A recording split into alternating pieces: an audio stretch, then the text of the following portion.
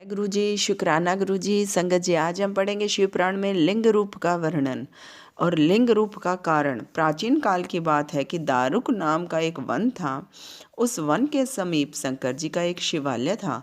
वहाँ पर तीनों समय एक शिव भक्त ऋषि शिव जी का पूजन किया करते थे और स्त्रोतों द्वारा नित्य पाठ किया करते थे। एक बार जब वह ऋषि शिव जी का स्त्रोतों द्वारा पाठ कर रहे थे, तभी उस दारुक वन में अनेक ऋषि महर्षि हवन करने के लिए समीधा लेने पहुँचे। भगवान शंकर ने अपने भक्तों की परीक्षा लेने के लिए विकराल रूप धारण कर लिया। वे दिगंबी होकर कामी पुरुषों की तरह वहाँ पर पहुँच गए।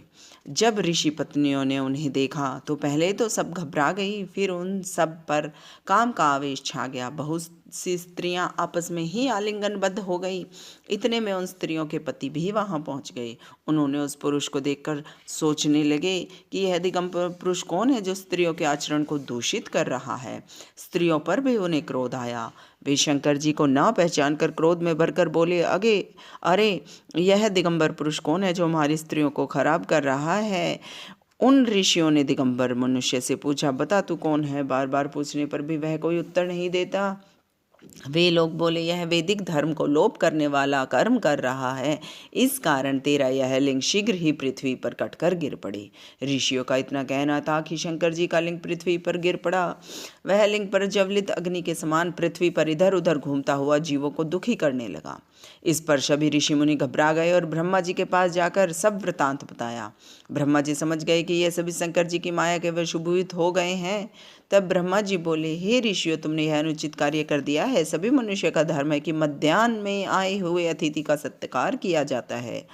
अब जब तक शंकर भगवान का लिंग एक स्थान पर स्थिर नहीं हो जाता, तब तक पृथ्वी पर इसी प्रकार उपद्रव होते रहेंगे।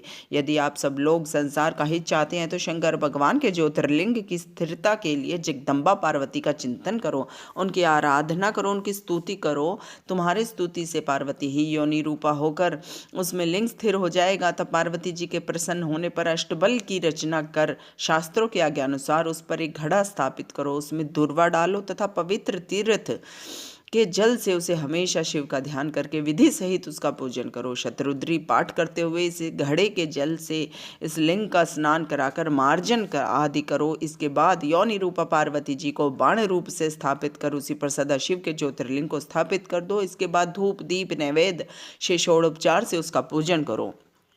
फिर स्त्रोतगान आदि से शंकर जी की स्तुति करो, तब जाकर मंगल होगा। इस तरह ब्रह्मा जी के वचन सुनकर ऋषियों ने मातेश्वरी पार्वती जी की विधि विधान से आराधना की। उनकी स्तुति से पार्वती जी योनि रूपा होकर उस पर ज्योतिर्लिंग की स्थापना की। इसके बाद पूजा पाठ किया, तब संसार में मंगल हुआ। वही ज्योतिर्लिंग संसार में हाटकेश्वर के नाम से प्रसिद्ध हुआ।